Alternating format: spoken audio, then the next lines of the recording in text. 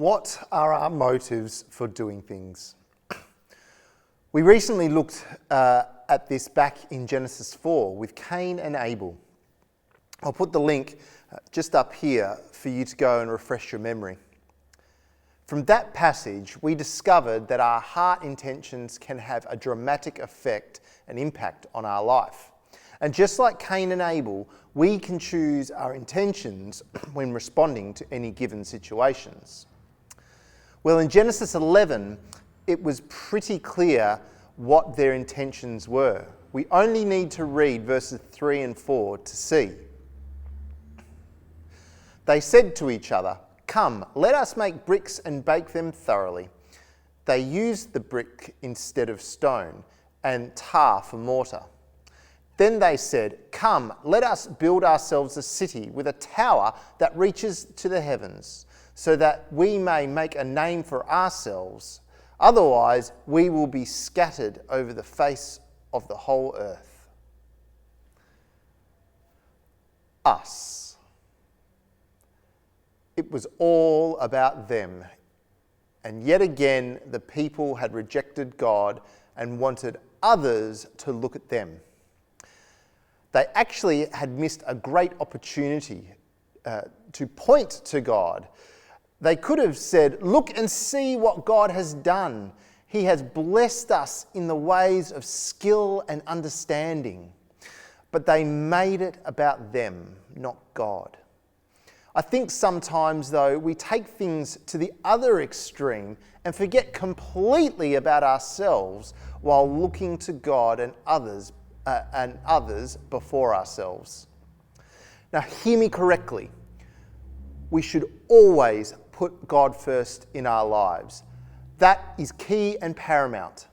But we need to find a balance with the rest of it.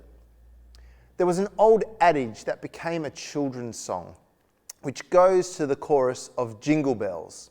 Now, please excuse me.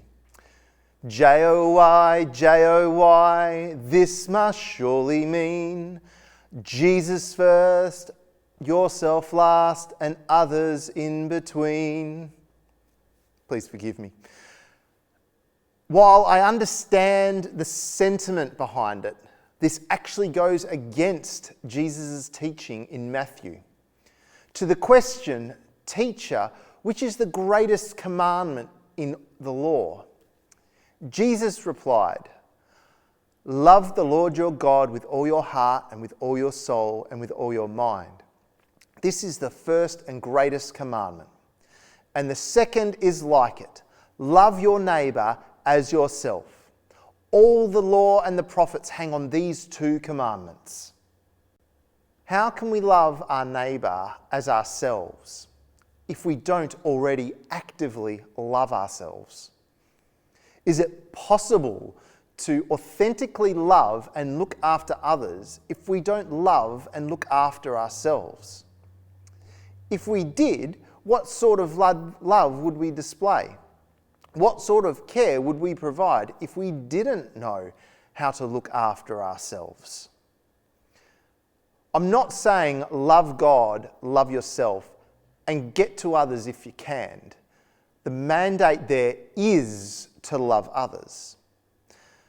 But we must have the capacity and capability to do that. Otherwise, it's just not possible. How do we do this then? We need to spend time with God daily. We need to let others love us.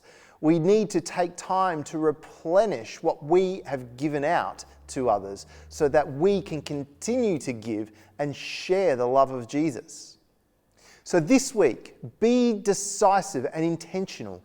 Carve out time for you and God to replenish your spiritual, physical, and emotional strength so that you can continue to do His will in your life. And now the final question of the week is, how will you share the love of Jesus?